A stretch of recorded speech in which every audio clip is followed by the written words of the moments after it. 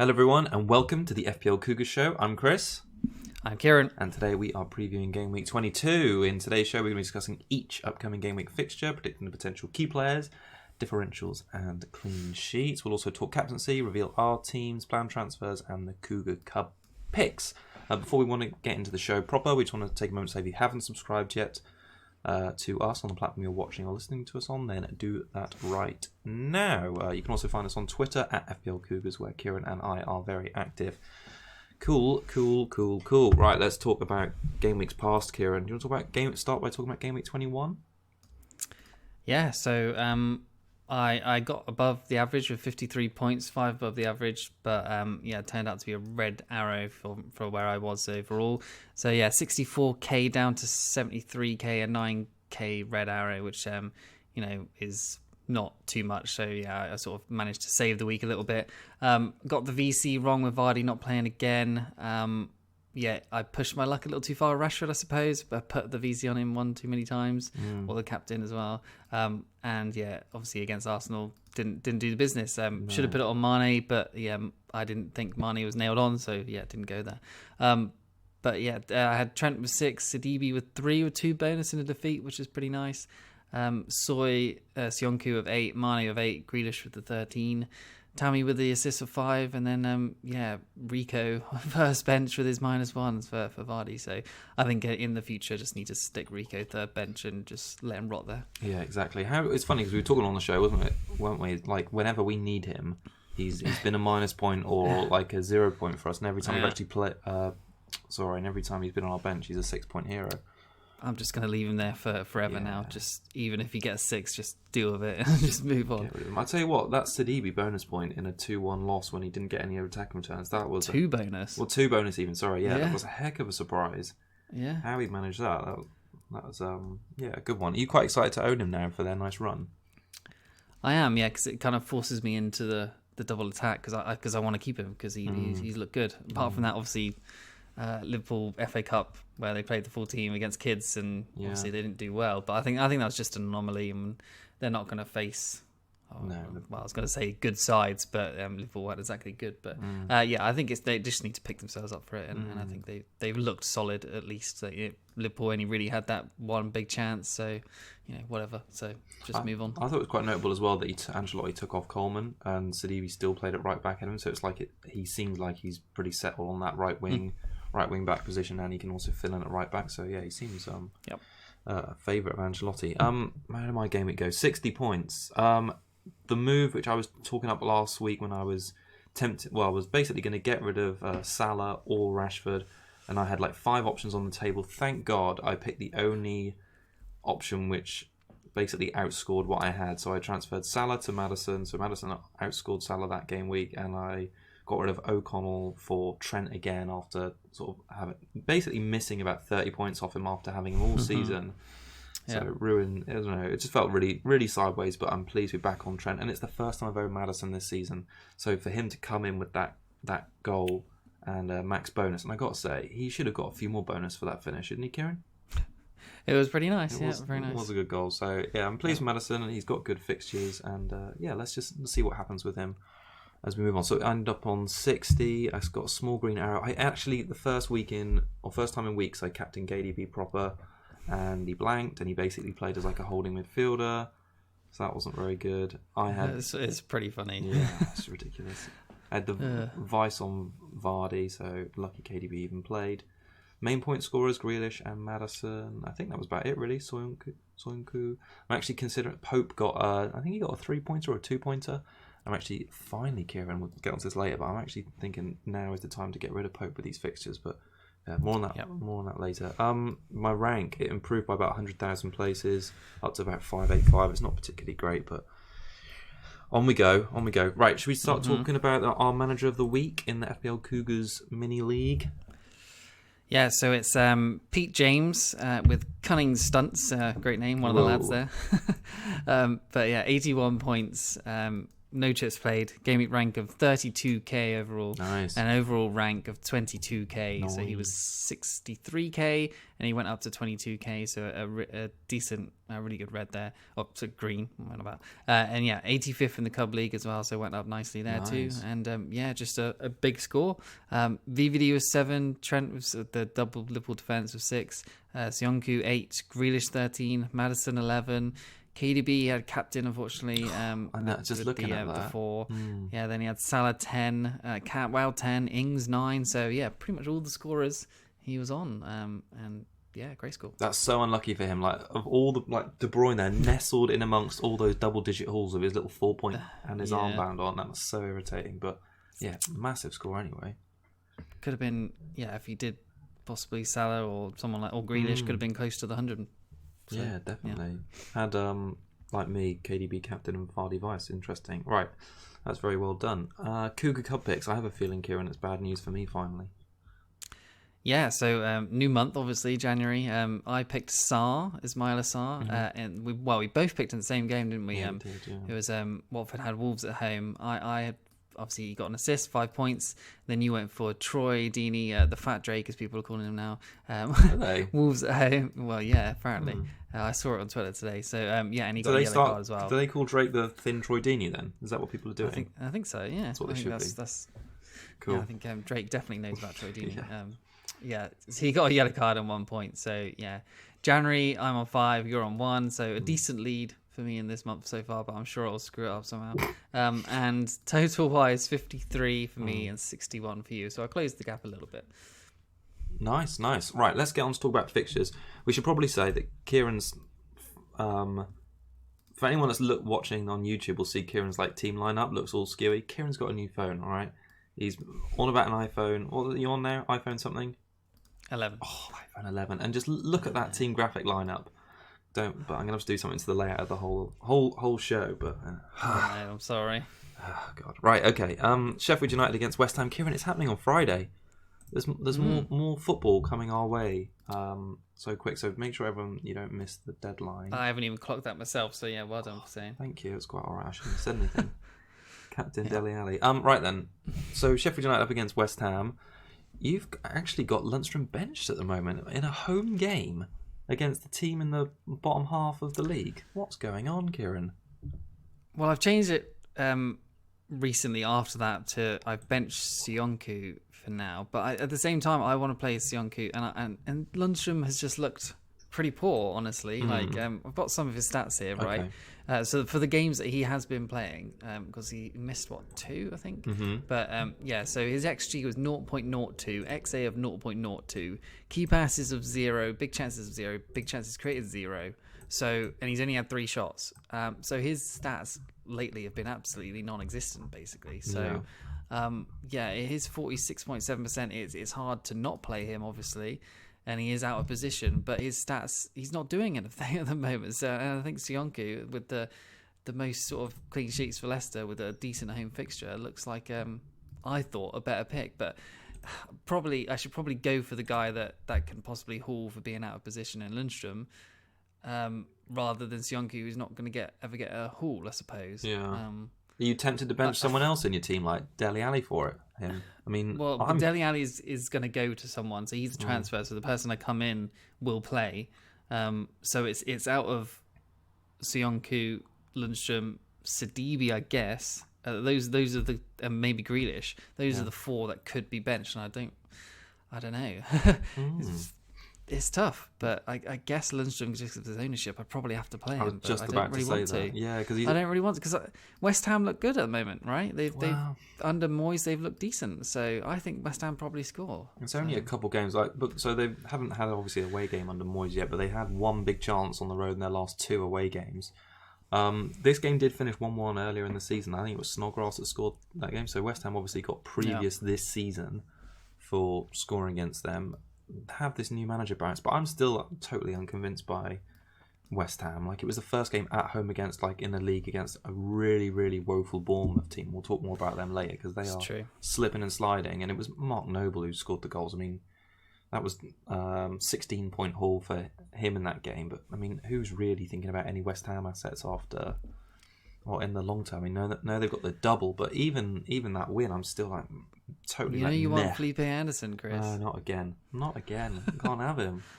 Not last. Oh. So I'm back in Lundstrom and Sheffield United to the hill this weekend. I think it's going to be back to normal service resumed. I'm expecting a clean sheet and maybe a 1 or 2-0 there. So does Lundstrom get involved in anything else though? Well, I think you've just got to play him. I think you have to play him.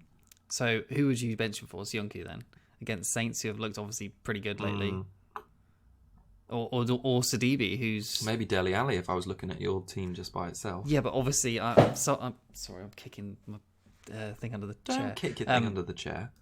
Yeah, Ali is going out for someone who I haven't decided on yet, and they will play in the team. So Ali is not he's not consideration who can be benched, sort of thing. Well, I think you've just got yourself in a tricky situation. I can understand then why. Because there isn't, all of your other team have got good fixtures, and it just so happens that Lundstrom got some too. I mean, it could be a stroke of genius, Keek. Maybe it's the right thing to do to bolt yourself up the ranks even more. Sidibe gets a goal and assist while he's on your first bench. Not going to do anything. You're never going to bench Trent, are you? No, too many good fixtures this weekend. And then Grealish could be benched. What do you think about that? At home to Man City? I don't know. That's an option. Yeah. It's an option. But I'm sure everyone watching is probably going to play Lundstrom like I might be surprised if there's many other Lundstrom benches out there. I know. So anyway, let's talk about West Ham a little bit, because they do have this double. They've got Leicester away and the double, and Liverpool at home. Before that, they've obviously got the Sheffield United away game, Everton at home, and then Brighton at home after the double. So are any of their, like you say, you were joking about Anderson, I'm sure, a minute ago, but have you looked at Fabianski at all? I mean, he's back in the side now. I've actually been eyeing up a replacement for Pope, as I mentioned earlier, and the fact that Fabianski's got that one extra game over basically all the other goalkeepers between the end of the season, 2 over Henderson, of course, he's going to miss out against United. He's actually one of the few keepers who are averaging more than 3 saves per game in the games he's played this season. So he's usually good for a bonus point, an additional save point. See someone you thought about? Well, looking at it now, he's had 4 clean sheets in 1, 2, 3, 4, 5, 6, 7, 8 games that he's played. So half of his games he's played this season have been clean sheets, including the FA Cup last night. I think he's got another one, so that's 5 clean sheets in 9 games. So that's pretty good. Yeah. And like you said, he averages loads of saves. He's gonna get loads of saves against Liverpool and Leicester, right? Mm-hmm. Yeah, I would have thought so. In the double. So, and what's his fixtures coming up? They're not too bad. So they've got 2 home games before and afterwards. I just think that, I mean, I did sort of write off the new manager Barents a minute ago, but I mean, from a goalkeeper point of view, the goalkeepers are always going to tick over with points, and Fabianski has a history of save points playing for this West Ham team this and last season. I think it's a bit of a shame his price hasn't dropped anymore. Obviously, he's been a bit protected because of that injury, but yeah, he's one to look out for me, honestly. After maybe before this weekend as well. If I could afford him, I'd certainly consider him, but I don't think I can, just because of the moves I want to do. But you could see possibly giving away a penalty and maybe saving one in one of those 2 double game week games, and why not? If you could afford it, his fixtures afterwards are all right, and he always gets save points. But his fixtures after 25 is like City and the Liverpool again, like in a row. Then they got Arsenal as well. They got Southampton, who are looking quite good at the moment. Then Wolves, then Tottenham, then Chelsea. So you probably want to get back off him again. So is he worth it just for that double? I don't know. Maybe because he's probably going to get flashed in both games, I would assume. He's going to get what in both games? Thrashed. Oh, thrashed, yeah. Sorry, yeah. So, is he worth like a couple save points and 0.5 more-ish or whatever from Ryan or Pope or whatever? I'm hoping that's what this weekend will show us, because we'll have another game under Moyes to base hopefully a decision on before we have to start thinking about him from potentially 24. But I don't know. I think Fabianski's worth mentioning. Right. Yeah, for sure. Should we move on to Palace against Arsenal? Is there anyone you want to pick out on the Palace side? They've got some, I say tougher fixtures than the next 2 of Arsenal, Man City, but after that their schedule sort of clears up again a little bit.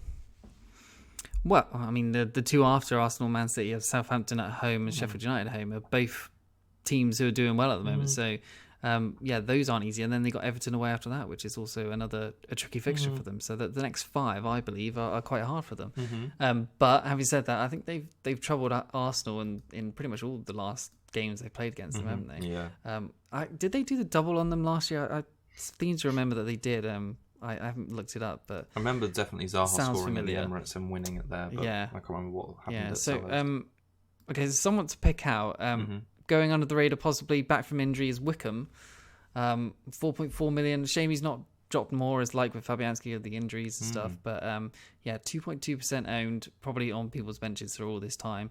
But yeah, got 30 minutes versus Norwich. He started in the cup, and he got that 1 goal, 2 bonus, 7 points in that for that Norwich game. So will he start more games? Not sure, but he could be a sort of under the radar bench option coming up if you ever need him, really. I can't see too much rotation going forward now that Christmas is over, but double game weeks you might see it, and Wickham might get a few minutes, and he might poach a goal. Might be good for a bench space down the line as well. So and then Zaha, back to being pretty inconsistent, isn't he? 8, 2, 2 and 5. 8, 2, 2 and 5 last 5 fixtures. So I mean, do you sell? Do you keep him? Probably sell, because the next 2 plus the 2 after that with Southampton and Sheffield look like he's not going to get anything, I'd assume. So stats wise aren't great either. 11 points in those 4 fixtures last few weeks, 5 shots. None of it fills me with confidence. So I think you probably sell him at this point, and just get off if you still have him. Yeah, I suppose it's the next upcoming. Well, also that Palace haven't looked too great in front of goal either. So it's not he's sort of chipping in with goals and assists in like 2 or 3 goal wins. They've been very I don't know. Scrappy is a good word to describe how they've been attacking. Having said that, with Zaha, I think obviously Milivojevic has been banned for 3 weeks now for this red card. In the cup, and I think PVA is the backup penalty taker, and he's possibly injured, so penalties could go to Zaha. That'd be interesting. I would guess he might be the next one in line.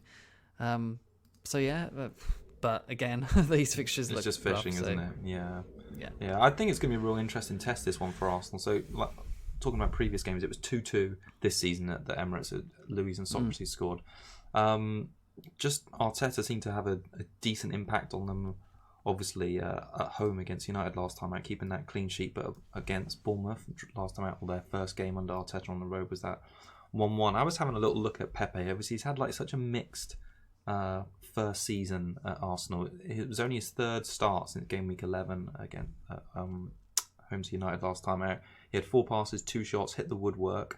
I think it's sort of a bit remains to be seen whether he's included in the team going forward, but I thought his performance on the whole was pretty exciting, really, and their fixtures coming up aren't really too bad. After Palace, they've got Sheffield United at home, Chelsea away, Burnley away, and Newcastle at home. And I mean, we know from previous games that Burnley are their form is really slipping. They're getting beaten by a lot of teams at home. Newcastle at home, I mean, aren't particularly good either. So I think Pepe is sort of emerging as a potential differential as we move into the latter part of the season. I'm interested to see how he gets on and if Arteta really fancies him, because him playing wide with Aubameyang on the other side, I think Lacazette up front, I think he's could be an interesting option. It's a shame he's so expensive still, though. Yeah, I think from now up until game week 33 or maybe 32, their fixtures are good. Yeah, they've only got City in between and Chelsea, but up until literally 32, that's 10 odd weeks. Their fixtures are decent. Yeah. So yeah, if you want to go for him, then assuming he is nailed, then I like it. Yeah. They've obviously got 2 clean sheets on the bounce now. So Arteta seems to be working some magic at the back at least. So maybe their defence is worth considering going forward. I mean, I'm not sure, obviously, but Kolasinac, he seems to be the one that's quite attacking, and he's quite cheap, isn't he? So I haven't got the actual price here, but if he's nailed down with Tierney obviously still out, then yeah, I quite like him, to be honest. There was an interesting quote from Arteta about how he saw sort of like the front three playing wide, and he was mentioning all the sort of like wide attacking front players, and he mentioned like Kolasinac in the same sort of breath as Aubameyang, which was quite interesting. So, I mean, I can't imagine Aubameyang losing his position to Kolasinac. But Oh no.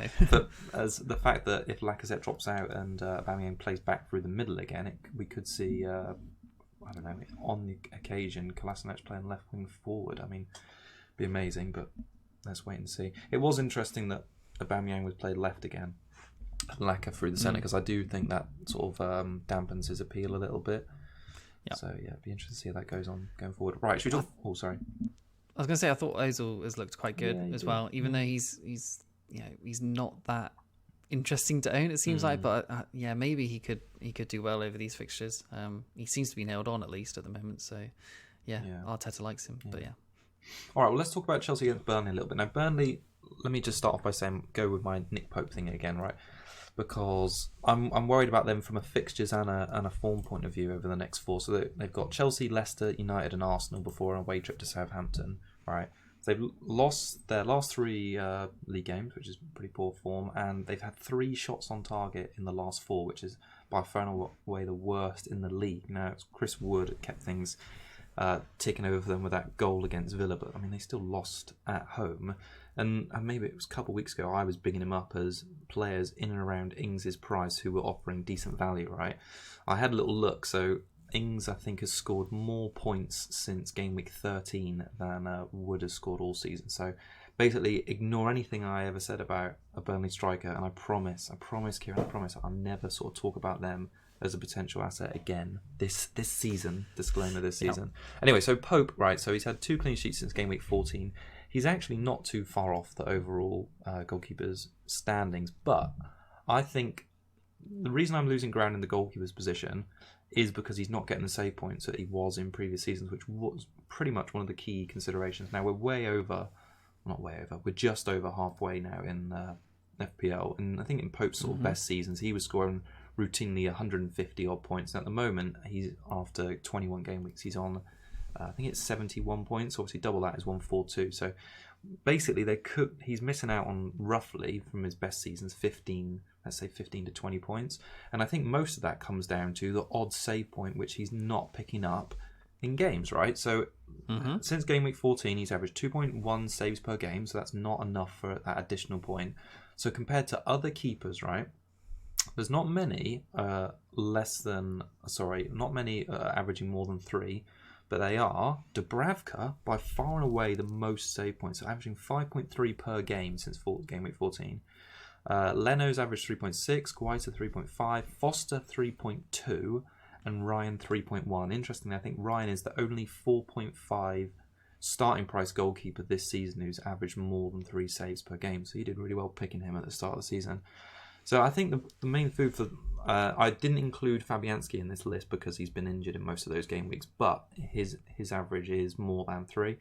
So basically what I'm trying to get at is I think that by keeping Pope in my team for the long haul, I am just going to miss out on save points. And at the end of the season, those save points, whilst they're only going to equate to 15, 16 points, because of how close it is down the league, that could be, I don't know, tens of thousands of places.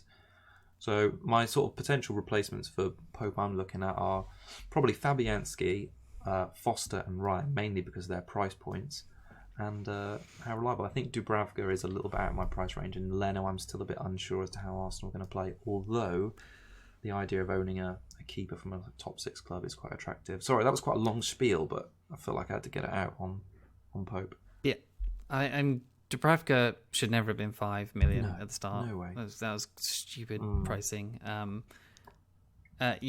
Speaking of Ryan, I'm thinking of trading him out. Even though I like their fixtures, it's just to be able to get a little bit of extra money to get the Salah Mane double up without losing Rashford. Right.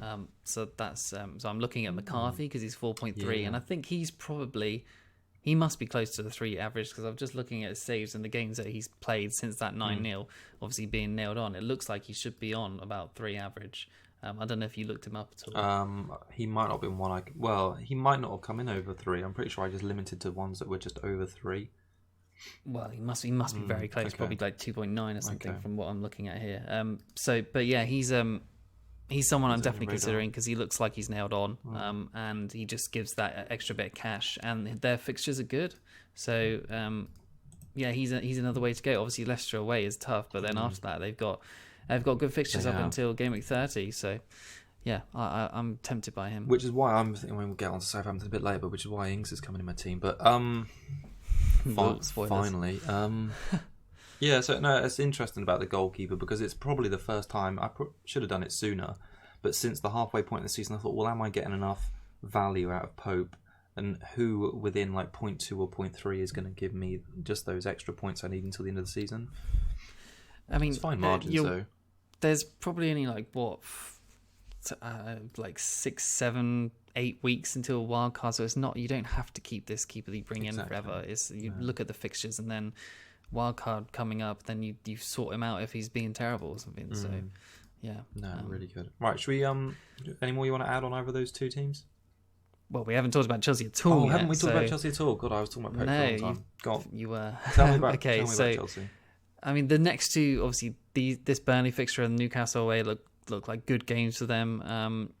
Tammy, I think I'm going to keep for the time. I think, well, at least for this fixture, because Burnley look really poor at the moment. He's obviously down to 33% owned now, which is quite a lot, and he's dropped twice over this last few weeks. But he's actually returned in his last 2 games. He's got a 5 and a 7. So, yeah, I think he'll get chances this Burnley game. Obviously, Villa beat them, and Villa have been terrible lately. So, yeah, even United beat them. Like he's had 11 shots. He's 5th of all forwards. 2 big chances. An XG of 1.3. 1 key pass. XG of 0.43. 1 assist and 16 points in his last 4 weeks. So, these next 2, if you can up that, get a goal in each, possibly a couple of bonus, I'd be happy, especially to keep him. So, yeah. And then one last guy to mention is Aspilicueta. 5.8 million, 4.9%. His last 4 fixtures, he had 6, 1, 2, and 11. Obviously, got that goal last time out. Yeah. But he seems to be playing even if Reece James plays. So he just goes over to the left side with Emerson and Alonso not playing. So, and for a guy who's meant to be being phased out of the team, he played all the fixtures over Christmas back to back, and he didn't miss any minutes. Well, he missed like maybe 20 minutes of one. So yeah, joint 3rd for all shots for defenders over the last 4 weeks. Wow. An XG of 0.55. It's just That's not bad, is it? That's pretty good. No, he could be worth a shot at least temporarily for the next 2. Arsenal and Leicester after that, and Man United, so that they've got a run of like 4 or maybe 5 like traditional top 6 teams in a row. But the next 2, if you're looking for someone in defence, I think Aspilicueta worth a look. Yeah, that's an interesting shout. I quite like that. It's interesting what you say about their fixtures. Like I've held on to Tammy for a while now, and they keep getting distracted by Jimenez. But it's this sort of Burnley Newcastle one. I'm probably in my last 2 with him, and I think I'm just going to get rid of him ahead of Arsenal or Leicester, Man United. But yeah, no, I like it. I think Chelsea are going to win quite... I mean, I've said it a number of times. I think Chelsea are going to win quite comfortably this weekend. But because of the sort of Southampton and West Ham games they've had at home recently where they've lost, I haven't got any faith in captaining Abraham at home, which is a shame because on paper it looks like a good game. Yeah, definitely don't captain him because he's inconsistent at home, isn't he? But yeah, I mean, Willian, Tammy, all those guys, Mount and things, they were all rested in the cup, so expect them to be fresh for this and ready to go. Yeah, definitely. All right, Everton against Brighton. Your main man, Sadibi, front and centre, armband on him. No, nearly. Which way do you think this one's going? You'd assume Everton bounce back. Brighton have looked good, but I think it's probably an Everton win. Away, Everton is a tough fixture. Yeah. But yeah, CDB, he's at 1.6% owned still. He's gone up to 5.4 now, so he's already got 1 rise. And I think people are going to start going on him again soon. His stats are kind of poor-ish. Obviously, looking at attacking stats, but 4 shots, 1 on target, 1 in the box. An XG of 0.2 and 6 key passes, 1 assist. He's had 0 big chances, 0 big chances created. So those sort of stats aren't great, but he's had 23 points over the last 4 weeks. And considering they've had really rough fixtures before the last 2, I think, that's not bad. So I guess Holgate is arguably better value at 4.4, but he doesn't really have the assist potential. No, he doesn't. But he has been getting on the sort of edge of sort of crosses, and so he's always in the box for corners and things. So he's someone who's probably going to get a goal like Sionku did at 10 or so weeks ago. He had a good but chance, I see he, sort of in the FA Cup he did game. against Liverpool. Yeah. I see sort of Sidibe as sort of like how Mendy is now. Before, like Mendy was obviously super attacking before his injury, but I see Sidibe as like Mendy is now, like kind of attacking, but not that much. But yeah, if he's playing out of position like ahead of Coleman as well, then he should be getting his crosses are really, really nice. He had a few nice ones in the Liverpool game in the cup as well. So I'm just hopeful. He's cheap and he's got the potential to score well. So what's not to like, really? And they got great fixtures, probably the best in the game at the moment. So yeah, no, I like it. I think it's going to be. I think it's a really good chance for an Everton clean sheet this weekend. So looking at Brighton's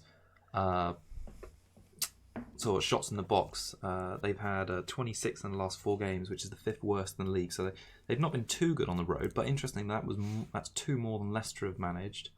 So I think if you're going to be investing in Brighton ahead of this sort of like really good run of fixtures they're on, it would probably be on the defensive side, because I still don't think I know Maupai's cheap, but I don't think he's doing enough like recently to justify like a spot in my front line, if that makes sense. Like he's doing well, but I'm not sure if he's got the capability of outperforming even Dominic Calvert-Lewin on the Everton side of things over this run. I've got some stats comparing both of them, because they're both at the same sort of price. So obviously 5.9 for DCL and 5.8 for Maupay, I think. So yeah, last 4 weeks, shots is 12, DCL first and Maupay second. 12 versus 7, XG of 1.62 versus 0.8. So that's a big difference. Double, An XA of 1.0 versus 0.23, basically double again. Big chances 2 versus 1, goals 3 versus 0, key passes 5 versus 2, big chances created 1 versus 0, and points 22 versus 9. So DCL is ahead on everything, and basically double on everything. So at 0.1 more, I think he seems like the clear better option. Yeah, no, I agree. I think if you're going to invest in Brighton, it's going to be the defence, and it seems like people are already doing that. Like I think Dunk had a rise this week. I think he's 4-8 now, so it's no traditional top 6 team for them now until game week 30. So that's 8 game weeks of just basically a sea of FPL green, if you like.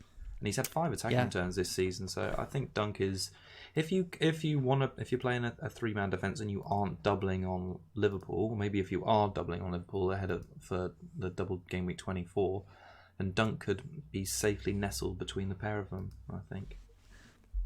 I mean, it's just there's so many defenders to have. Like if you don't have that double defence, you've got Sidibe, you've got Sionka, you've got Lundstrom, and it's just like who do you get rid of in that sort of lineup? Because Leicester fixtures are great still as well. So I would like Dunk, and I am hesitant to get rid of Ryan over these fixtures, but I need that money. So sacrifices have got to be made. Dunk's good option. I like it. All right, Leicester against Saints.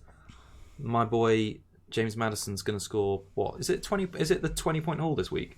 Is it this week he's doing it? Well, if you're confident, then that might be the guy I'll get in then. God.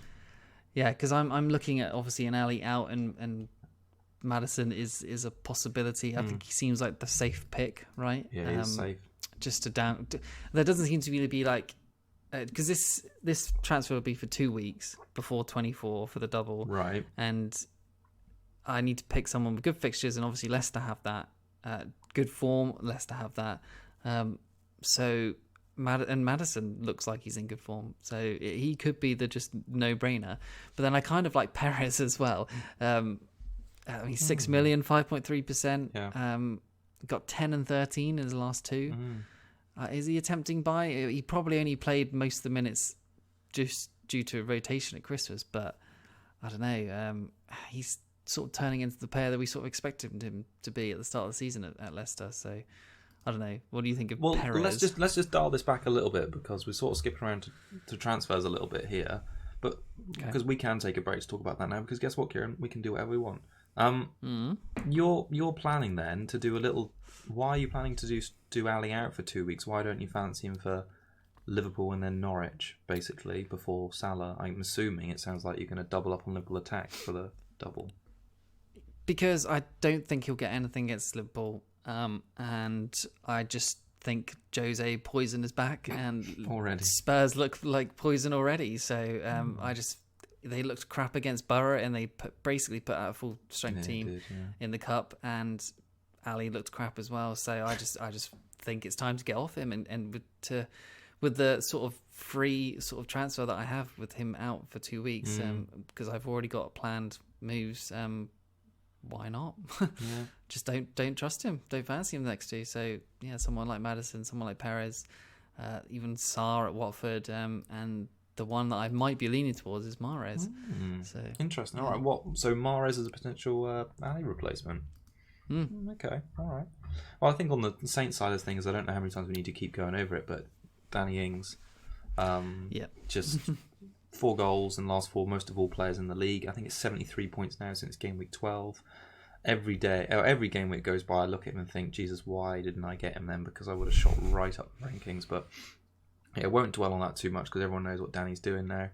I think another notable one to mention on the Saints side of things, like you mentioned McCarthy a minute ago, I just wanted to bring up Stevens because he's been getting game time. He's only 4.3 million, so he's now sort of like one of the... I think maybe because of Rico went up to 4.4, I think Stevens is the only playing 4.3 million defender now. I think Kelly's 4.2. So yeah, if you've got if you look, I think Kelly's 4.4. Oh, is he really? Oh, okay. Yeah. Oh, I got my even numbers wrong. But yes, I think if you're looking for a defender that's playing most game weeks and getting some attacking returns, because he's got 3 in the last 6. 2 clean sheets in the last 4 against Spurs and Chelsea. It looks like he could be a good option from 23 to 30. Like you say, when Saints have this really good run of only one traditional top 4 team, I think it could be worth doing. So whether that's a transfer ahead of this game week or next one, it seems like he could be an enabler for if you're doing some switcherooing around 24. I mean, I feel like we're really 24 heavy tonight. If people don't know, there's a double game week coming up, and Liverpool and West Ham are involved in it. And yeah, you need at least 3 players, I think, from Liverpool to take advantage, and it's about planning who those enablers are going to be to get them in your squad. Yeah, I mean, Stevens has been nailed on since week 11, so all 90 minutes, not dropped at all, not dropped any minutes. So yeah, I like him. If I wasn't going McCarthy, then I'd probably be considering him as someone to bring in as well. So yeah, I like it. Yeah. On the Leicester side of things, then it seems like we've had the okay from Brendan that Vardy's going to be fit for the weekend. Is that like an auto lock captaincy on him after the 9-0 earlier this season? What have you got it on? Yeah, I've got it on Vardy at the moment with Kevin on Vice. So my worries is like, is he going to be, sharp and fit? So like, is he going to get back to firing loads of goals straight away? Obviously, he's got that semi-final tomorrow in the Carabao Cup. Yeah, that's quite. So let's see how he does in that. And they're going to go full strength, I assume, to get to the final. And yeah, if he's doing well in that and looks like he's sharp, then yeah, he is captain 100%, because he's still only over 50% owned, I believe. Yeah. And yeah, it's him. Actually, he's under 50% now. Yeah, he nearly had a drop last night. Yeah, about 250 odd K have dropped him when he had that flag, and the flag is gone now, so he's fit. He should be good to go. Well, Brendan said he was fine in a press conference. I think it was earlier today. But I wonder if he'll come off the bench against... is it Villa they've got in the semi-final? It is, isn't it? Villa, yeah. Yeah, I wonder if he'll start on the bench. I think he'll play. I don't know. Well, yeah, we'll see. Yeah, I think it'd be interesting. But if he shows some form, basically if he plays and looks half decent tomorrow night, then Vardy's going to be on band for me. Kevin Vice. Who's my Vice on at the moment? Rashford. It's on Rashford, right? Yeah, that's probably going to change because don't trust him. But he has got a good fixture. But at the same time, I don't want to get rid of Rashford because he's doing well and he's going to keep ticking along. But even Mane or someone could be Vice, I think, because I don't trust Spurs, that's for sure. No. Yeah, I've got some stats on Mane, but let's get to them a little bit later, shall we? Is there any more you want to add on this one? I mean... my going into transfers, I suppose, a little bit. Mahrez versus Maddison over the last 4 weeks, right? Okay. So minutes-wise, it's 314 for Mahrez versus 269 for Maddison, because Maddison completely missed one game over Christmas. Yeah. Although he didn't completely miss it, he played like half an hour at the end. So Mahrez has basically had 40 minutes more. But like shots-wise, it's 17 versus 6, which is a huge disparity. Which is for 17 is the first of all mids. And XG-wise, it's like 1.12 versus 0.16. Key passes is 9 versus 6. Big chances created is 3 versus 0. An XA of 1.93. So nearly, he's averaging expected assists of 2 per game for Mahrez versus 0.31 of Maddison. Assists is 2 versus 0. Goals 1 versus 1. And points 20 versus 15. So 15 for Maddison. He's still sort of keeping up with on these stats, but that's probably because of this bonus. He's got 1 versus 3 of bonus. So, but Mahrez, when he plays, he gets returns, and he looks like he's nailed on that place at the moment. Was it Bernardo and David played in the FA Cup, I think, this week? So Mahrez is probably going to play the game tonight against United. I think he's nailed down the position for hopefully the next 2, and his stats look great. And obviously we've been there before with him, but Maddison is the safe pick. But I don't know. I fancy the fun one. Yeah, I can see why you think it's more exciting, but for me, it's like double. I mean, I've had such an issue this season, and I think it's probably part of the reason why I've been doing so poorly. But I've had so much money locked up in premium assets from the same team for long periods when they haven't been performing. So for so long, I had De Bruyne and Sterling, and I definitely wasn't getting the value out of the rest of my team with that. Too many weak defenders in there. And I think even more recently, I know it was only 2 game weeks, but having Mane, Salah and De Bruyne in my team again just felt like such a bend. I know Mahrez is he's a bit cheaper, but for me, I can't really see past De Bruyne. And with Guardiola's rotation, I'd worry that, I mean, obviously do what you fancy, but from my perspective, I'd be like, man, as soon as you get him in my team, it's like, oh man, is Mahrez going to even play this weekend?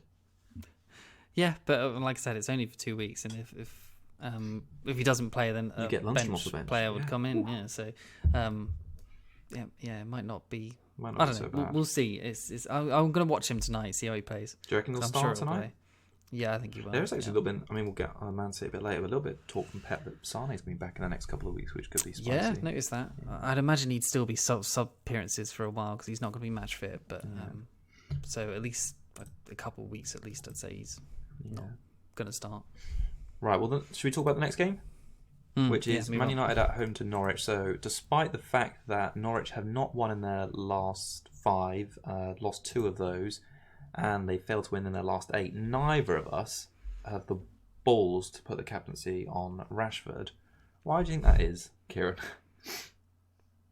Well, they looked so bad against Arsenal, didn't they? And they looked really poor in the Wolves game in the Cup as well. So even though Rashford didn't start, Martial didn't play. I think he's ill again. Is that right? He's got a flag again. Yeah.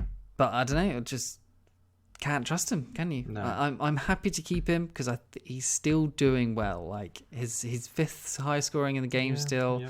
He's gonna tick along, but I've trusted him with captain pretty much all over Christmas, and it mostly worked out, but it was bloody scary. It was last minute at pretty much every game. So you just can't trust him in this when there is better options of a fit Vardy versus Saints with history. So it's going to be a really it's funny. It's going to be an interesting one, I think, this game, because on paper it looks really good, but I can just see it being another one of those I'm going to say typical United performances where they fail to deliver, because you'd look at a Liverpool or a City, maybe even Tottenham at this point, and you'd say, oh, this could be a 2 or 3 to 0, maybe more, and it'd be ideal for a captaincy shout. But just because of United's lack of invention when it comes to breaking a team down that's set up defensively, which I think Norwich might do, because let's be honest, they need points, don't they? They're going to try. Norwich can't defend. Yeah, but we know they're going to have to try and do something. I mean, they drew at home, didn't they, against Spurs, which I suppose was a bit of a win for them in terms of it wasn't probably points they were expecting to get. That I think they really fluffed their lines last time out against Palace, because I think looking at that game and the amount of shots and chances they had, big chances as well, they should have really picked up 3 points. So I don't think their recent form is as bad as their sort of position reflects. So I do think it's going to be a tricky one for United. I can see it being a Rashford last minute winner or something again, like 0-0 up until the 80th minute, and Rashford, on the break gets a goal. That's what I think is probably going to happen. It's going to be low scoring, and hopefully Rashford is the one that gets the winner. Just defense wise for Man United, right? So their XGC is 3.96, right, which is actually pretty low. But they conceded 5. Yeah, last 4. But there's errors all over the place at the moment in defence. Obviously, De Gea's looked pretty wretched recently.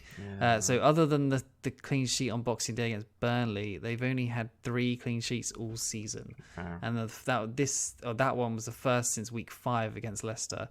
And they've played Newcastle, Norwich, Bournemouth, Brighton, Sheffield United, Watford, West Ham, all those teams, and they've conceded. And the goals have flown in against those sort of teams. West Ham scored 2 against them. Newcastle, I think, scored 2 against United. It's just shocking. So, yeah, definitely don't go near the defence. I know people still own Wan-Bissaka and De Gea and Maguire. Just move on. Just don't go anywhere near. And also on Rashford, I think he'll probably be on more free kicks, because did you see that Fred won at the last minute? Well. I mean, that was horrendous, and I don't know why he's ever been on free kicks. So Rashford, get back on them. Yeah, definitely. On the Norwich side of things, it's probably only just worth bigging up Todd Cantwell. Did you see his little bit of cockiness on Twitter? I quite like that, just because he was bigging himself up, and fair play, because he scored 6 goals this season, which is as many as Dele Alli, Maddison and Grealish. So maybe he's in line for some sort of call from Gareth Southgate. But yeah, I think he's done well too. Wow. Well, if you look at the team he's playing in and how well he's performed on sort of like an individual level compared to players who play in a similar position, I think he's done pretty well. First season in the league as well. I think he's doing all right. Anyway, 2 goals in the last 4, averaging 1.7 shots in the box per game in the last 4, which is the most of all Norwich players, Pukki included. 4.9 million. So I think he's after sort of dipping a little bit before Christmas, he's come back into the 4 recently, and yeah, fair play to him. I'm past him as a 4th or 5th option now. I think I missed the boat on that formation, but for those of you who still got him, I think. Nice when he comes off the bench for players like Jamie Vardy. Should we talk about Wolves against Newcastle? Because I've not really got a heck of a lot to say about Newcastle, because they've lost the last 3, and they obviously had those 4 injuries in one game against Leicester, and they couldn't make any more subs, which is really, really rare. And their top scoring player in the last 4 game weeks is Almiron, who's managed 16, so that's basically averaging 4 points per game, bang on there. I wouldn't say any of their sort of assets are that appealing. 1 clean sheet in 6, only 5 goals in 6, which is the joint 3rd worst in the league. So, yeah, I can't advise any Newcastle players, Kieran. Can't advise them. I mean, what, 4 points for 5.8 million per game? That's not too bad. I'm not saying get him, but that's not the worst. I don't know. I think there's better options even at that price available with Traore. Only a little step more. You got Grealish in a team that are probably a bit more attacking inclined. I don't know. That was like Almiron. I think the reason that average is so high is because he had his first goal in English football, and that bumped his numbers up. So the fact that his average is high off his first goal, and he was buzzing with that, it's oh my god, I've scored my first goal, I'm never going to score again. So he scored another one in the cup. So we might start seeing the best of him. Maybe the floodgates are open, but I don't think that league. Okay. Right. So on the Wolves side, their XGC is 5.81 with 6 conceded, which is actually the 16th worst over the last 4, which is a bit of a surprise, even though the fixtures have been quite tough. The next 2 look good. Newcastle at home, obviously, and then Southampton away. Southampton away could be difficult, I suppose.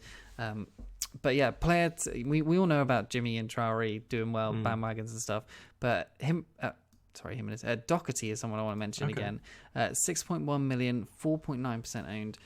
Obviously, next 2 fixtures are good, but his stats-wise, XG for a defender of 1.58, which is actually first of all defenders, and that's really high, to be honest. Shots 6, which is first of all defenders. Big chances 3, which is first. 2 key passes. XA of 0.32, 1 assist, 1 goal, 13 points in his last few. So, and they've haven't kept any clean sheets in that time, I think, or maybe 1 possibly. He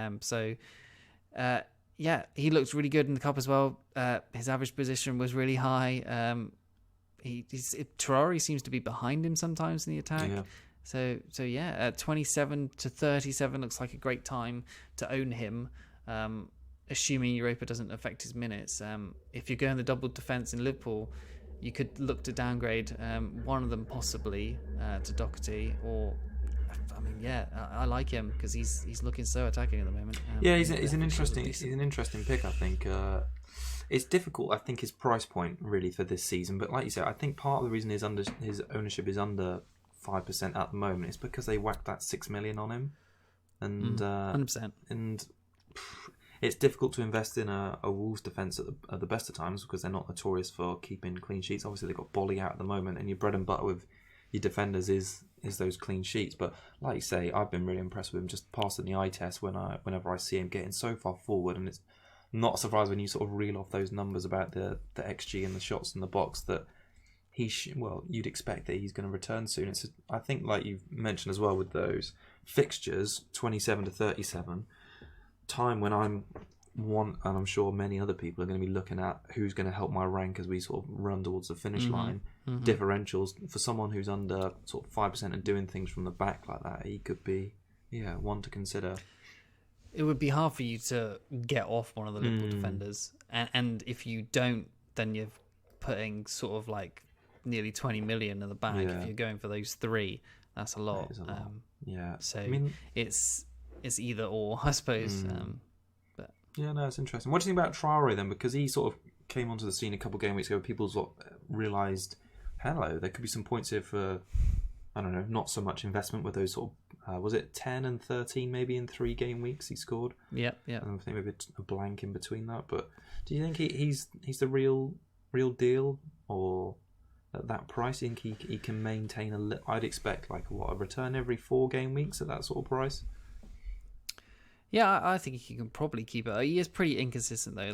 Like you said, he had 10, then he had a blank of 2, then 13, and then 1 and a 2. So he is going to be inconsistent, I think. That's probably just the player he is. Yeah. But at 5.6 million, he's up to 16.5% owned. So that's quite a big sort of, I guess, Twitter bandwagon. Yeah. But I think he's worth playing most weeks. He should get most minutes, and if it allows the possible Mane Salah triple up for the double game week and going forward, then I think he's going to provide good value, and I don't think it sort of unbalances the team that much. Obviously, you think it probably does, but I kind of don't think it does. I think he could do enough, and Salah and Mane could get enough points to counteract that sort of value. All right. Yeah, okay. Well, he's definitely a player who you'd have to get in your team to afford, I suppose, a bigger asset, because he's someone that's starting and returning. But yeah, all right. Well, let's talk about Liverpool and their assets in the next one then, because we've got Spurs, unless there's any more you want to add on the Wolves side of things. No, go on. Spurs, Liverpool, obviously a big game this weekend for Jose, because I think he's under a little bit of pressure. Like we said, the form hasn't been so hot for Spurs, and Ali's dropped, I think, in price this week, and obviously Kane's now out for, is it about 8 weeks he's meant to be out with that hamstring issue? 6 to 8, I think, yeah. And Mourinho was and also I saw Sissoko, they announced, was it today or yesterday, that he's had knee ligament surgery and he's going to be out until April. Oh, I didn't know. So they're dropping a little bit, and I thought it was quite interesting that after the FA Cup game at the weekend, Mourinho clearly said that he sees Moura and Son as wide players, neither of which could play through the middle, so... Oh, really? Yeah, he said, because I think he was asked about the possibility of playing Son through the middle, and he said, no, Son and Lucas are wide players, and they will come in from the wide areas. So it would have to be Ali through the middle, yeah, then, right? It would be. So I feel like Ali might be a bit of a false nine, but I don't know if he's ever played that position well before. I can't see him playing well there, to be honest. So everything that Jose sort of come out with recently, and even I get a little bit, I mean, maybe some Tottenham fans will tell us, maybe I'm sort of reading into this wrong, but the mood about the last sort of performances, I could see Liverpool coming up to the Tottenham Hotspur Stadium this weekend and picking up a clean sheet and probably winning maybe a goal or 2-0. I mean, they've scored at least 2 in their 11 of the last 13 away games, and I think if they win this game, they'll equal a Premier League season amount of matches, i.e. 38 games unbeaten, which would be pretty incredible. Can't call themselves invincibles yet, though. Not yet, no. A little way to go. Yeah, no, I agree. I think Liverpool will probably... they could even steamroll it, to be honest, because Spurs' defence is so bad right now. It could be a 3-0, something like that. And yeah, we might be missing a trick not captaining one of their players, but their Spurs XG is 4.83 with 4 goals, XGC of 4.26 with 6 conceded. So, and still only 1 clean sheet since Jose arrived, which was the pounding of Burnley, which is 5-0 when all of us sort of jumped on the bandwagon of Spurs manager bounce and everything. So Ali, 8.8 million now, 12.5%. He's dropped a little bit, obviously, as you said. I think with Kane out, it could go either way. Ali plays higher, as we said, or as you said, gets more involved with the goals and assisting, or there's just no real outlet up top and the Spurs attack just completely falters. And I could probably see that happening. And like I said before, I don't really trust him without Kane, because he was pretty much with Kane, like he was nearly a striker with Kane, I suppose. Like he was just behind him in his average position. But his numbers have been 2, 1, 8, 2 and 2 over the last 5 weeks. I owned him from the 8, but then I've had 2 and 2 since. I probably should have got rid of him last week for Maddison. And his stats, they're looking pretty bad as well. 0.76 XG, 7 shots, 4 key passes, 1 goal, XA of 0.78, 13 points. That's the 13 points is basically just through that 8, and the rest have all been blanks. So, Son back in after that red card, 9.8 million, 5.9% now owned. So he's a differential. And if you're going double defence for Liverpool, Son could be someone you could look at as a premium in that mid. But is he going to be consistent or reliable? Not sure. Historically, he's looked good through the middle without Kane. Yeah. But if Jose says he's not going to play him there, then I have no idea. We're sort of, you'd have to bring him in on a whim and hope he does well. But it's hard to tell for Spurs right now. It is really difficult. I mean, like you said, the fixtures are... I think that Watford game is going to be a tricky one as well. So it's maybe only Norwich at home in the next 5 where I could see looks like a 3-pointer. And even then, they drew with Norwich away. So maybe even not that, but so I think it's an unusual time with Kane out, and like I say about Moore and Son not being given license. So, and obviously Jose has dropped Ndombele under the bus already as well, so he's already on that sort of the hype as well, of just really dropping someone down, saying he's injured all the time, sort of thing. So he was having a go at was it Mike Dean as well after the Southampton game, getting involved with the referee sort of thing. He's back to his own ways. So I mean, I'm be interested to see how long he lasts then. But it's notorious that sort of Daniel Levy doesn't spend any money, and now they need a potential striker. Sissoko out, like you say. Jose fall out with their record signing from the summer. So it doesn't bode well for. I think they'd have to cough up some money, I would assume, just because they've bought Jose in, like thinking he's probably going to be a long-term replacement. They have to back him. Yeah, right? well, they should. But Daniel Levy's never been the type of chairman to sort of get deals done quickly. So I can't imagine him. What are we now? Nearly the end of the first week of January. Getting like what? They need like 2 or 3 players: a defender, midfielder, striker. Any striker they bring in would have to be sat on the bench as soon as Kane comes back anyway. Yeah. So who's going to be happy to do that? Who's going to be good enough to get them out of this slump? Christian Benteke. It's Christian Benteke. Batshuayi from Chelsea? No, I don't know. No, he's happy enough to sit on the bench. So he is. Yeah, no, you're right. It's an interesting time. So I'm definitely going to keep away from Spurs assets, and I'm so pleased I didn't get on Dele Alli last week, because it was a close run thing, and now it just looks like they're totally off the boil again. On the Liverpool side of things, quite a lot of obviously positive things to say, but I'll just start by some Salah stats because I got rid of him.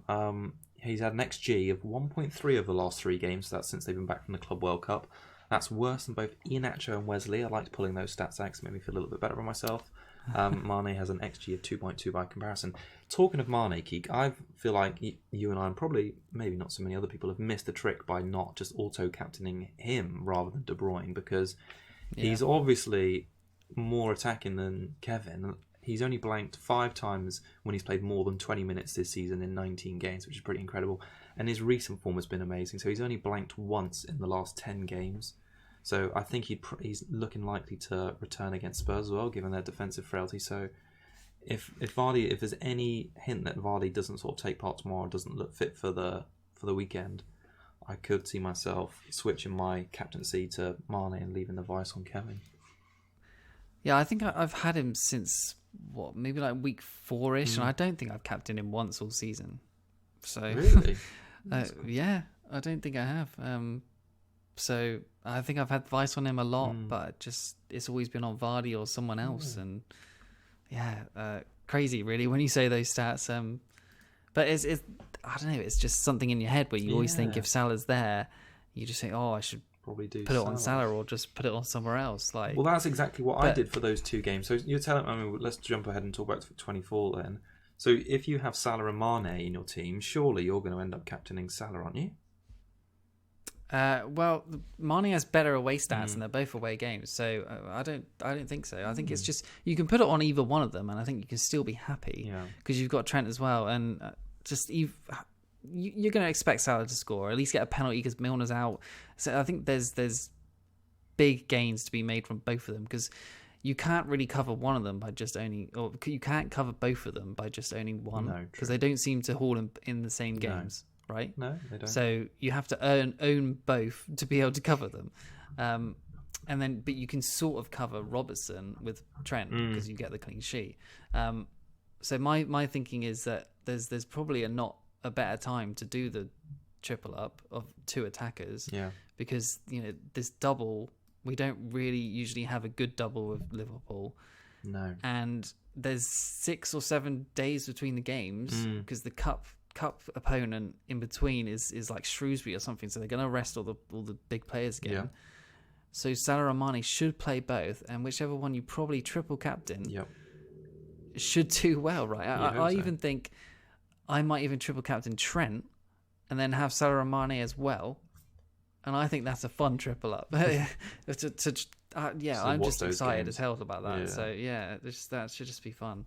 Well, going into a little bit of the double game week, maybe some helpful thoughts for people. So the last 3 game week average points per 90, which I basically decided to do it in the last 3 because it's since they've got back from the Club World Cup. Now I should also say that in the last sort of games before that, which was obviously the week and a bit before, Salah had back-to-back double-digit hauls against Bournemouth and someone else, I can't remember. Skewing the stats. But I wanted to break it up with the Club World Cup because I think that's like a good point to do it from. But no, admittedly, Salah would be a little higher, but just the last 3. And I think also these stats are skewed a little bit by Trent's astronomical 20-odd point haul. But it's a flavour. It's a flavour, right? So in the last 3 game weeks, average points per 90, the top 3 scorers are in order: Trent with 12.6, Mane with 8.7, and Robbo with 8.4. Salah's had 5.7, which is slightly less than VVD, and Gomez, who both got 6.3. So that's such a small sample size, but I think it sort of proves there isn't a lot in that there, and I think Trent would obviously normalise without his massive haul. And I think, like you say, you'd be pretty safe for points from any of those players, wherever you put the captaincy. The player I'm not so hot on, but I've seen a lot of talk about Keek, is Firmino, because people are saying he's a menace in away games, but I don't know. He feels like a bit of a wasted slot to me, because I think you'd probably want to get rid of him after the double. He's not ever really been great value this season. Yeah, if you get him at the right time when he gets goals, then he's great. Yeah. But it's just when is that time? You can never really tell. Exactly. Because he's just hot and cold practically week by week. Yeah, no, I agree. But yeah, I think honestly, if you go double defense, be happy with it. I think if you go double attack, I think both are good options for the triple up. You can't really go wrong with either, in my opinion, because there's probably going to be 2 clean sheets. And there's probably going to be goals too. So, and everyone should play. I don't think there's going to be rotation. Let's go all in. Yeah, and after that, their fixtures are great as well. So, and at the same point, I made a point on Twitter as well. If you have the double attack, you can always just downgrade one to go into the double defense later on. And it's so much harder to get up to the double attack if Mane and Salah are just tearing it up week by week. So there's that as well. That's a sort of point to consider. Yeah, I like it. All right. Well, should we do a quick prediction for that one then? Move on to the last 2 games of the game week. 3-0 Liverpool. 3-0 Liverpool. All right, I'm going to say it's going to be a win to 0 as well. I'll say a 2.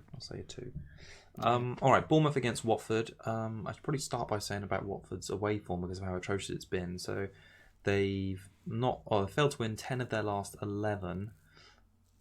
But I feel like this is going to be the game where they're finally going to get an away win.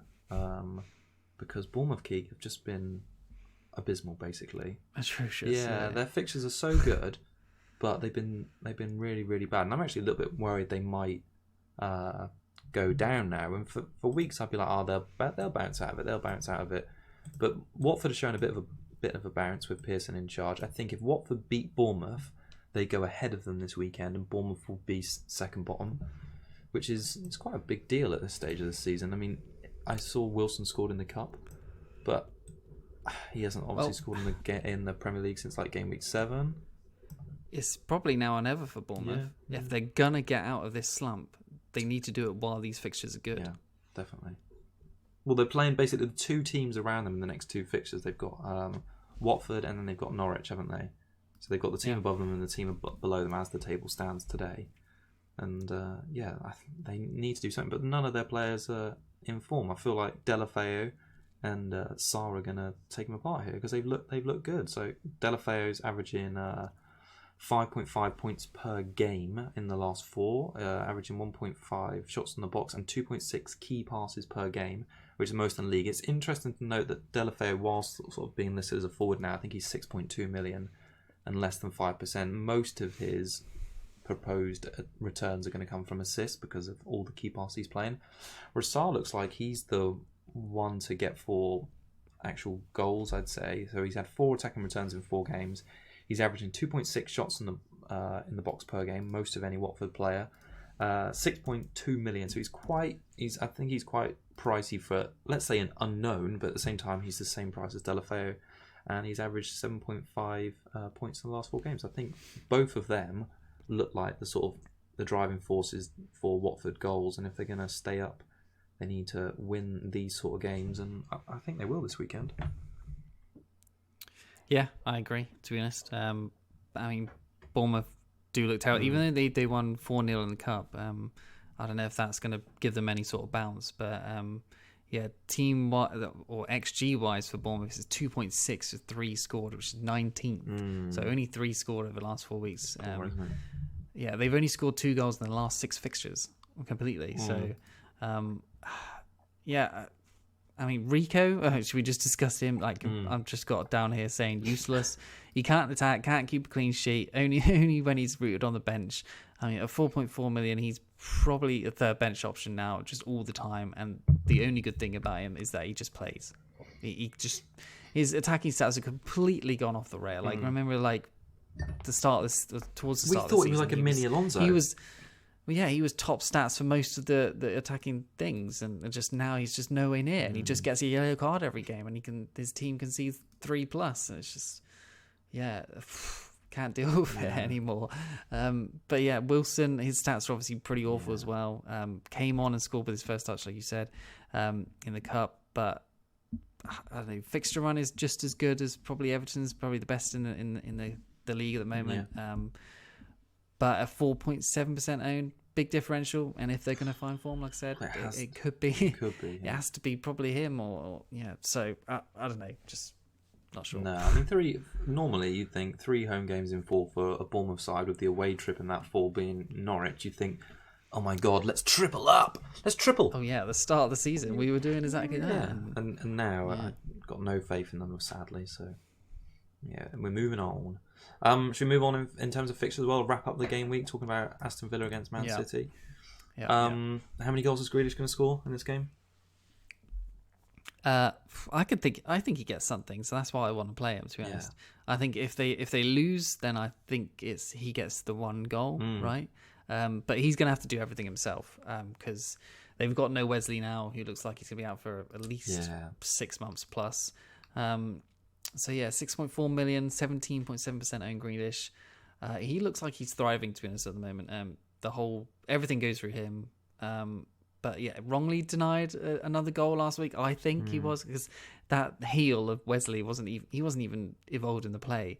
So should have been an even bigger haul. Loads of people sold him and benched him last week.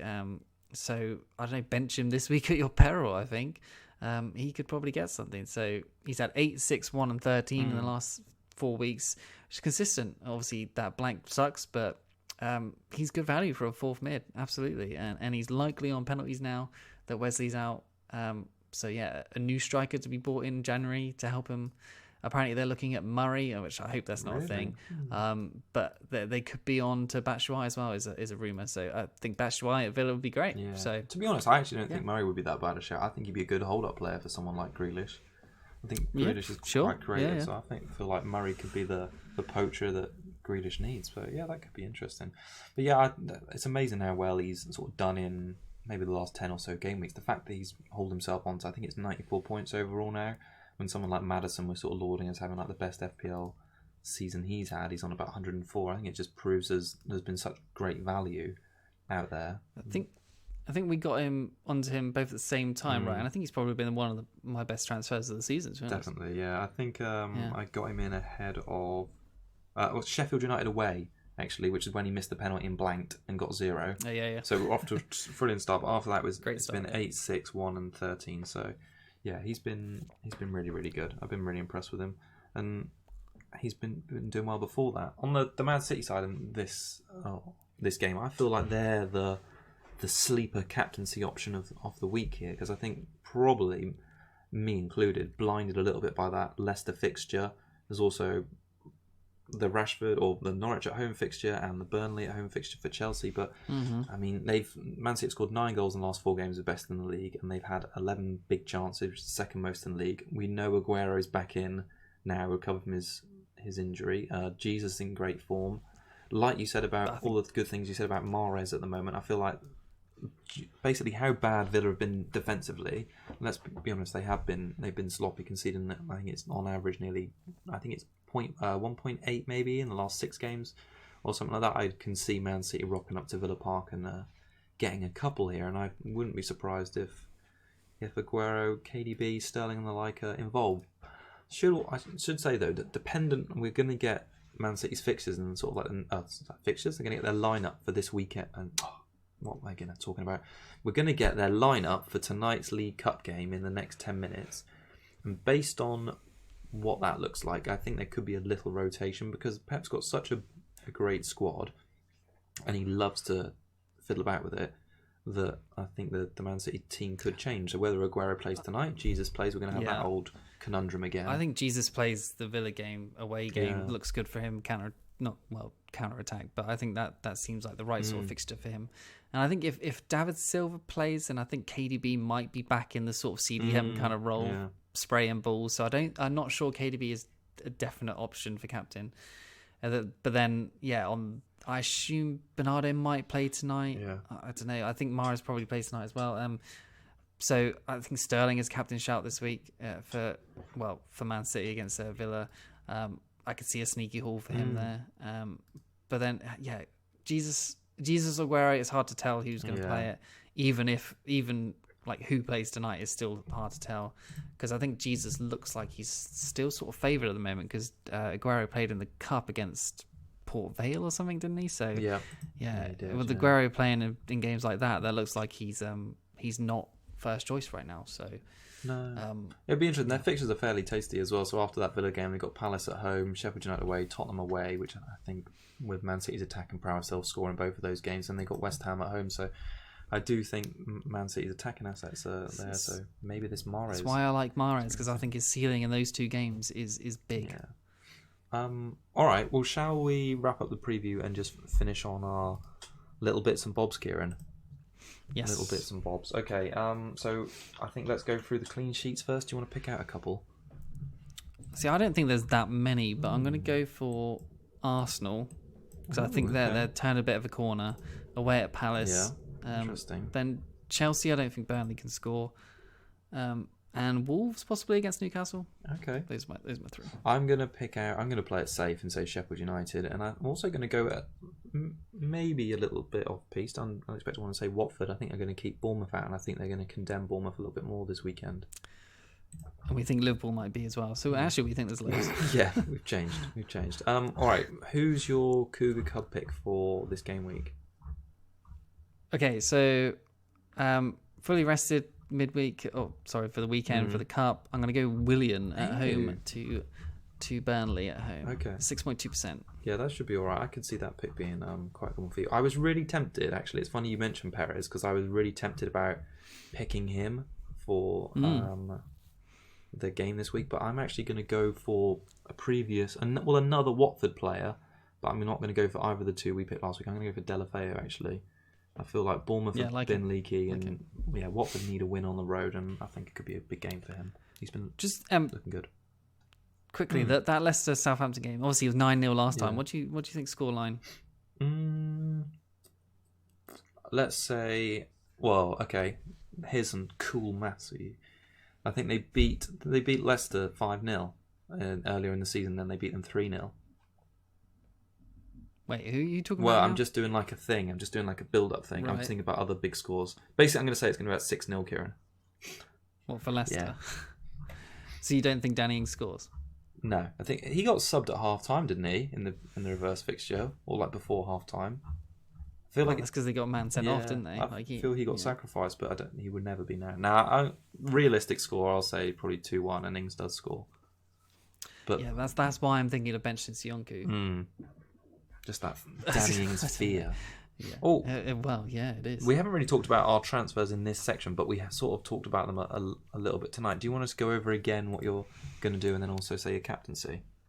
So yeah, it's Ali out for either Mahrez, Maddison, Sarr, someone along those lines. I haven't decided yet, but leaning towards Mahrez. Okay, and captaincy. Rolling the second transfer. And captaincy on Vardy, and then Vardy. Yeah, assuming he plays tomorrow, then he should be fine. Or Mane, to be honest. Yeah, I've sort of talked myself into Mane with the non-blanking thing, but yeah, I'm going to stick it on Vardy and probably have Mane, Vice, and transfers. Yep. I'm going to give it a bit more thought, but I hope he's threatened to drop last night and he's looking likely to drop again tonight. So people are selling him. It's just a question of whether I do Fabianski, Ryan, or maybe Leno. But yeah, I'll have a little think about that one and see. Otherwise, I think my team is in all right shape at the moment. Just need to pick some good captains, Keek. I don't think I've had a captain haul since before Christmas because I had Son, I had Salah twice, and then I had KDB. So I've had 4 captain blanks in a row. Ooh. I know. So that's you still scored more than me last time. Yeah, but I feel like that's part of the reason I've had such a little slump. Yeah. Let me just. Do you want to just talk about something while I just check and see if it's 5? Because that would be bad if it was 5. I suppose my captains have been sort of lucky because you've never put over Christmas. I've put it on Rashford 3 times, and he's come in at least 2 of them. So my captains have been sort of good, I suppose, and I've sort of just managed to sneak by with some good weeks. And my good week was 18, of which I think was Boxing Day or something, where I got up to 63k. And so I made some nice sort of moves over Christmas, which is good. It definitely shows how much impact the captaincy has. The fact that I scored about 10 points total from 4 captains over Christmas is really atrocious. So that's what's killed me. All right, so I think that wraps it up, doesn't it? If anyone's got any questions, queries, comments, stick them in the chat below or tweet us at FPL Cougars. Thank you everyone for joining us. We will be back late next week, probably next Wednesday evening, for our Gameweek 23 preview, when we're going to be even more excited about double Game Week 24. Enough talk already. This is going to be more to come. Even more to come. All right, so it's goodbye from me. Cheers and good luck, everyone. Bye-bye. We'll see you again.